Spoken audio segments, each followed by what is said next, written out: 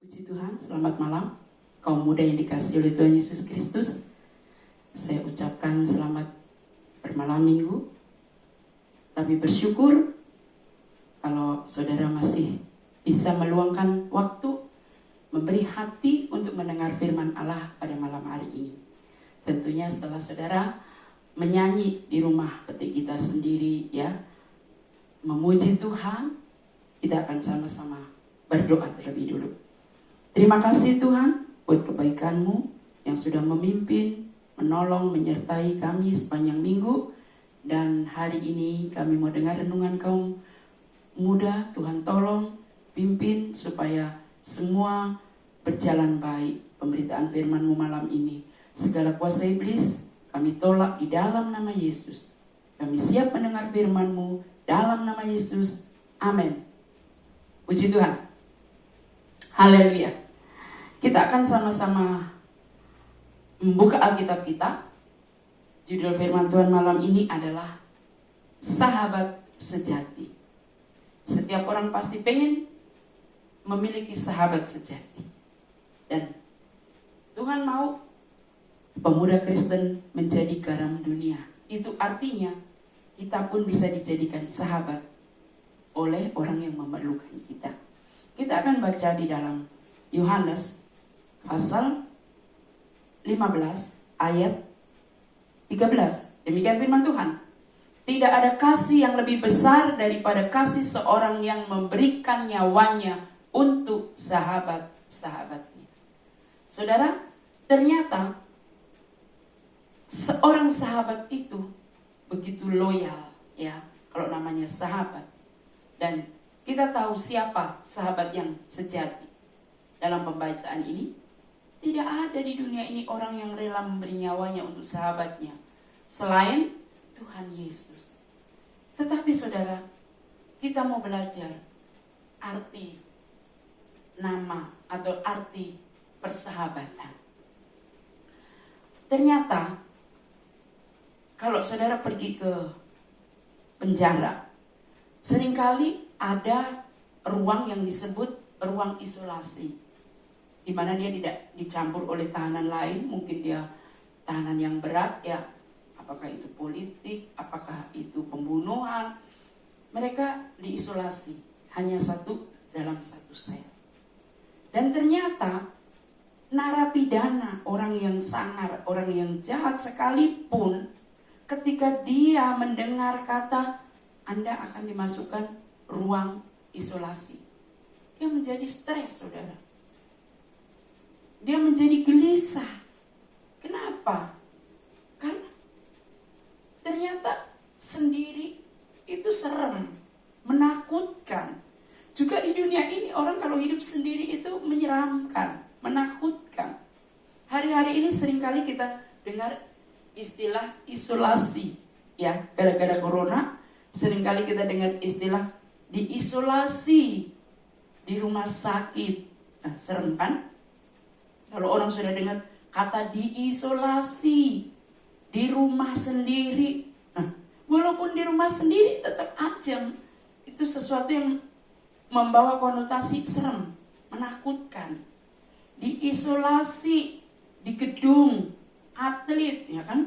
Walaupun itu gedung atlet pasti tersusun rapi, bagus, ada kamar-kamar, tetap aja namanya diisolasi. Itu sesuatu yang menyeramkan. Kalau di kota saya, diisolasi di rumah tua, rumah hantu. Siapa yang melanggar larangan, nggak boleh bepergian.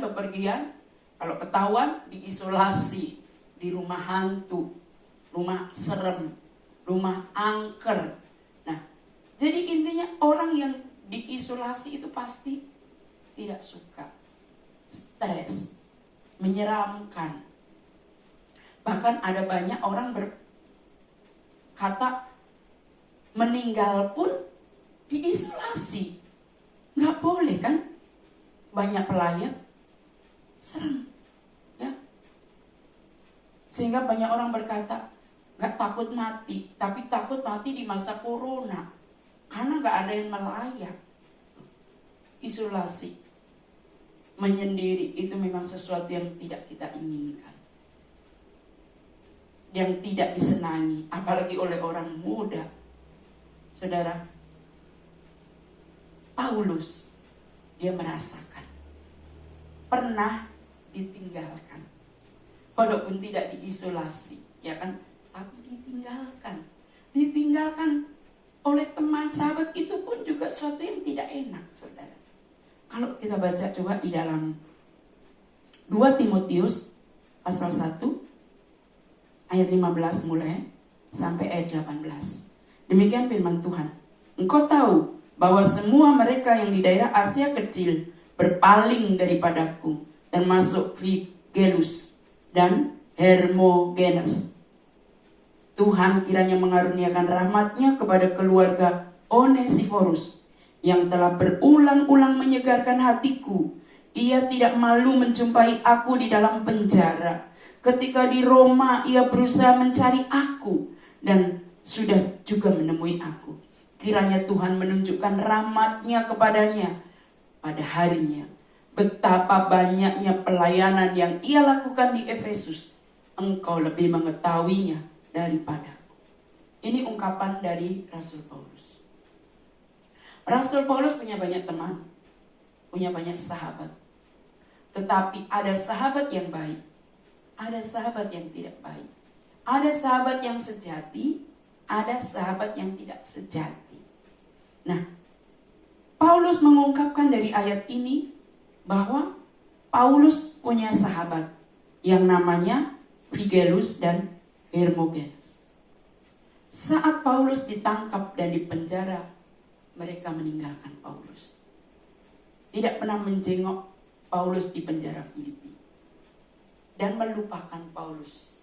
Habis ceritanya di sini. Tidak ada lagi persahabatan antara Figelus dan Hermogenes. Tetapi kalau saya perhatikan ayat yang ke-16, Paulus punya seorang sahabat yang begitu setia. Itulah yang disebut sahabat sejati. Kenapa? Sahabat Paulus ini namanya Onesiforus. Paulus mencatat dalam ayat 16, berulang-ulang menyegarkan hati. Artinya apa? Menghibur. Menjumpai aku, kata Paulus, di penjara. Ketika Paulus ada di penjara Filipi, orang lain meninggalkan. 2 sahabatnya tadi, Figelus dan Hermogenes, meninggalkan. Tapi Onesiforus, dia menghibur, menyegarkan hati. Dia tidak melupakan Paulus ketika Paulus ada dalam kesukaran. Bukan hanya di Filipi, Paulus mencatat. Bahkan ketika di Roma, ayat 17. Ketika Paulus di Roma, Onesiforus juga mencari Paulus. Bukan hanya waktu di Roma, tetapi ketika di Efesus, Onesiforus ini selalu mencari tahu kabar dari sahabatnya, yaitu Rasul Paulus. Itulah sebabnya Paulus berdoa. Apa doa Paulus? Kiranya Tuhan menunjukkan rahmat-Nya, ayat 18. Jadi orang yang bisa menjadi sahabat yang baik bagi sahabatnya, gak rugi, saudara. Pasti dia akan diberi rahmat. Rahmat itu apa? Anugerah. Bukan hanya waktu di dunia, tetapi ayat 18 saya ulang baca. Kiranya Tuhan menunjukkan rahmat-Nya kepadanya pada harinya. Betapa banyaknya pelayanan yang ia lakukan di Efesus, engkau lebih mengetahuinya daripadaku. Menunjukkan rahmat-Nya pada harinya, berarti diperhitungkan juga dalam kekekalan, kesetiaan seorang sahabat. Nah, saudara yang dikasihi di dalam Tuhan, kita pun di masa pandemi, masa corona ini, harus bisa memanfaatkan peluang dengan baik. Apa itu? Jangan sia-siakan kesempatan ini untuk terus hadir menjadi teman penyejuk hati buat saudara-saudara kita yang membutuhkan kita. Walaupun kita tidak bisa bicara langsung, bertemu langsung, kita bisa mengangkat telepon, Kita bisa pakai WA, mengucapkan selamat pagi, apa kabar. Ya mungkin takut, kadang kita ini ada banyak rasa, perasaan, nanti mengganggu, mengucapkan selamat ulang tahun. Di momen-momen bahagianya, mencari tahu kabarnya. Itu secara tidak langsung, teman saudara itu akan senang, bersyukur. Apalagi di saat sulit seperti saat-saat ini. Ada banyak contoh dalam Alkitab tentang persahabatan ini. Contohnya adalah kalau ini tadi persahabatan antara Paulus dan Onesiphorus. Dan begitu indah kalau kita membacanya. Tertulis, tercatat di dalam kitab suci kita. Persahabatan yang begitu luar biasa. Bagaimana ketika Rasul Paulus di penjara, semua orang meninggalkannya. Onesiphorus, dia hadir. Menyejukkan hati Paulus. Menyemangati Paulus. Bahkan ketika Paulus ada di Efesus, ada di Roma, dia tetap mencari tahu kabarnya. Memberi bantuan. Memberi sokongan. Karena Onesiphorus tahu Paulus adalah seorang pelayan Tuhan. Tentu memberi sokongan material dan moral. Jadi saudaraku yang saya kasih dalam Tuhan, penting untuk menjadi sahabat yang baik buat orang lain. Karena Yesus sendiri sudah menjadi sahabat yang baik buat kita. Kita mari juga belajar menjadi sahabat baik buat teman-teman kita. Jangan kita bersahabat ketika senang saja.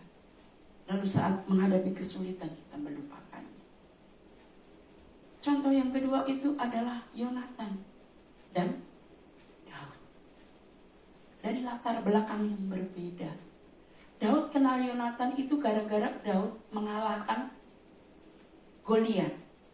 Lalu Alkitab mencatat di dalam 1 Samuel 18 ayat 1, Yonatan otomatis dia kan anaknya Raja Saul, penerus kepemimpinan ayahnya nantinya. Dia menyaksikan dong semua tragedi yang terjadi, di mana umat Tuhan sedang berhadapan dengan orang Filistin, yaitu Goliat. Lalu ketika Daud berhasil mengalahkan Goliat, rupanya Yonatan ingin tahu, dia memandang Daud. Daud pun memandang Yonatan. Mereka berpandang-pandangan. Dan dalam 1 Yohanes 18 ayat 1 dikatakan ketika Daud habis berbicara dengan Saul, berpadulah jiwa Yonatan dan jiwa Daud. Dan Yonatan mengasihi dia seperti jiwanya sendiri. Bayangkan, seorang anak Isai, rakyat biasa. Bahkan dia bukan sekolah militer. Tapi dia dipakai Tuhan dahsyat luar biasa untuk menjadi pahlawan mengalahkan Goliat. Bisa bersahabat karena di sini Yonatan bilang kan mengasihi seperti dirinya sendiri. Persahabatan yang tulus. Dan sejak hari itu Alkitab mencatat Yonatan memberikan jubahnya. Memberikan pakaiannya. Karena kan Daud pakai baju seorang gembala. Karena dia mau dibawa ke istana, sedang dieluk-elukan oleh rakyat banyak. Karena dia mengalahkan Goliat, dia sekarang menjadi pahlawan, diberi pakaian oleh Yonatan. Bukan hanya pakaian, tapi karena dia prajurit sekarang dia pahlawan, dikasih baju perang juga oleh Yonatan. Baju perangnya Yonatan dong. Seorang anak putra mahkota raja memberikan pakaian perangnya. Pedangnya, Daud gak punya pedang. Dia mengalahkan Goliat kan pakai pengali-alian batu. Dan pengali-ali ditarik, batunya melesit. Pedang Yonatan diberikan kepada Daud. Panah. Jadi saudara, Yonatan dia begitu tulus bersahabat dengan Daud. Keduanya ini punya peluang besar kalau bicara politik, bisa saja mereka bermusuhan. Kenapa? Karena Yonatan ini putra mahkota Saul, pewaris. Nanti akan menggantikan Saul. Sementara Daud, dia juga diurapi oleh Nabi Samuel. Ketika dia masih di rumahnya, belum mengalahkan Goliat, dia sudah diurapi untuk menjadi pengganti Raja Saul. Ini bisa dijadikan ajang persaingan yang luar biasa. Tetapi lihat, persahabatan mengalahkan semua itu. Dua-duanya ini adalah pemuda yang takut Tuhan, baik Yonatan maupun Daud. Mereka keduanya layak menjadi pemimpin, punya sifat yang gentleman, ya, patriotik, kerendahan hati. Yonatan rendah hati. Kalau tidak, bagaimana mungkin dia mau bersahabat dengan Daud yang baru dia kenal? Kalau biasanya kan anak raja bersahabat dengan pembesar-pembesar, anak-anak raja juga. Ini Daud yang baru dia kenal. Keduanya saling menghargai, menghormati otoritas. Daud, dia sudah dilantik oleh Samuel, diurapi menjadi Raja Israel karena pelanggaran Saul. Seharusnya Daud bisa saja punya rasa takut bersaing dengan Yonatan. Yonatan, dia penerus ahli waris kerajaan, akan menggantikan Saul. Dua-duanya punya peluang untuk menjadi raja pengganti Saul. Tapi lihatlah, Daud dan Yonatan, mereka semua pribadi-pribadi yang rendah hati, pemberani, sekaligus lemah lembut, ya, menerima mereka masing-masing keadaannya. Kalau bicara disayang, Yonatan pasti disayang oleh rakyat, karena Yonatan ini pemuda yang baik. Juga Daud, kalau nggak disayang rakyat, mana ada perempuan-perempuan mengeluh-elukan Daud mengalahkan berlaksa-laksa, tapi Saul beribu-ribu, sehingga membuat Saul dengki, benci kepada Daud. Kenapa aku ini kan raja, kok cuma dibilang mengalahkan beribu-ribu, sementara Daud ini anak muda, ya belum pengalaman, masa dibilang mengalahkan berlaksa-laksa? Nah, dari situ timbul kebencian Saul kepada Daud. Ayah benci sama Daud, tapi anak bersahabat dengan Daud. Luar biasa bukan? Bahkan satu kali Saul mau membunuh ini Daud. Daud berlari, dia bersembunyi di sebuah padang gurun, namanya gurun Sib Koresa. Itu ceritanya ada di 1 Samuel 23 ayat 14 sampai 17. Namanya dikejar, pasti takut. Daud ini orang yang baik, rendah hati, takut Tuhan. Dia gak mau melawan Saul. Dia gak mau, kalau dia melawan bisa. Sebelum dibunuh, membunuh bisa. Tapi Daud gak mau seperti itu. Dia memilih lari, bersembunyi di padang gurun Sin Koresa. Ketika mendengar itu, apa yang dilakukan Yonatan? 1 Samuel 23 ayat 16. Yonatan sebagai sahabat, ia mencari Daud, lalu memberi kekuatan. Kekuatan apa? Ayat 7 dari 1 Samuel 23. Dan berkatalah Yonatan kepada Daud, janganlah takut, sebab tangan ayahku Saul tidak akan menangkap engkau. Engkau akan menjadi raja atas Israel, dan aku akan menjadi orang kedua di bawahmu. Bayangkan saudara, supaya Daud ini tidak berkecil hati, tidak takut karena dikejar-kejar oleh raja, orang nomor 1 di negerinya. Yonatan rela mempertaruhkan nyawanya. Kalau ketahuan oleh ayahnya, oleh Saul, pasti Yonatan kena hukuman. Ya, dia tidak pedulikan itu. Dia tahu ayahnya salah. Dia menenteramkan hati Daud. Itulah seorang sahabat. Dia bilang, ayahku tidak akan membunuh. Jadi bertahanlah, gitu kan. Kamu nanti akan jadi raja, dan aku nomor 2. Tuh, Yonatan mengakui kepahlawanan Daud karena dia sudah memberi kemenangan atas Filistin, membunuh Goliat dan mengalahkan bangsa Filistin. Gentleman, ya, ini Yonatan mengakui kepahlawanan Daud. Dan habis ngomong gitu, Yonatan kembali ke istana. Daud tetap bersembunyi di padang gurun itu. Di sini kita melihat Yonatan menunjukkan kasih dan persahabatan yang besar kepada Daud. Dan Daud pun menepati janji seorang sahabat. Singkat cerita, kan nantinya memang Yonatan ini mati di medan perang. Saul pun demikian, ya. Tetapi Daud, dia menangisi Yonatan sedemikian rupa. Coba kalau kita baca di 2 Samuel 1 ayat 25, di sana dikatakan, betapa gugur para pahlawan di tengah-tengah pertempuran. Yonatan mati terbunuh di bukit-bukitmu.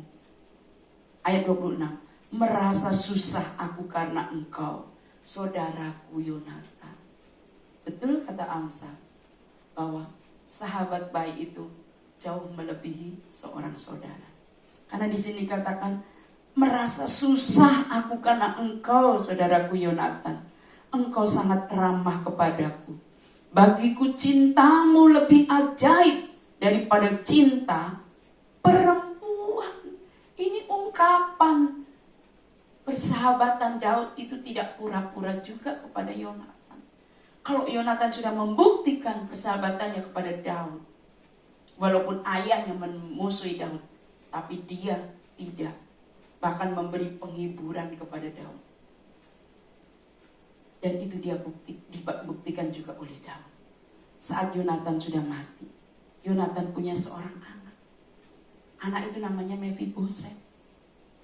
Pengasuhnya ketika mendengar Saul dan Yonatan mati di medan pertempuran, lalu pengasuhnya ini mau membawa lari ini anak, tapi terjatuh sehingga timpang kakinya. Itu tercatat di 2 Samuel 4 ayat yang ke-4. Nama pengasuhnya ini Siba. Saudara, setelah Saul dan Yonatan mati, Daud mencari Mephiboset dan ditemukan.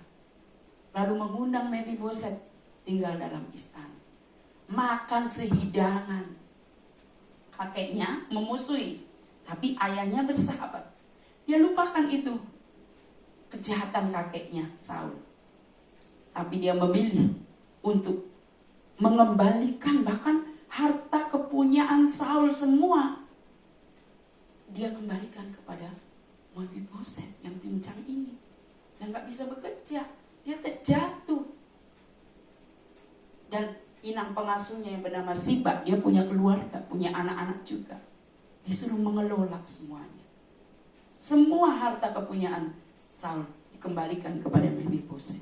Mephiboset tidak dibiarkan tinggal di luar istana supaya dihormati, karena dia timpang kakinya. Dia tinggal di istana raja, makan sehidangan dengan Daud. Itulah persahabatan, saudara. Jadi bahkan Daud yang adalah raja berbicara langsung kepada Yonatan. Saya catat di sini 2 Samuel 9 ayat 7. Kemudian berkatalah Daud kepada Yonatan, janganlah takut, sebab aku pasti akan menunjukkan kasihku kepadamu oleh karena Yonatan, ayahmu. Aku akan mengembalikan kepadamu segala ladang Saul, dan engkau akan tetap makan sehidangan dengan aku.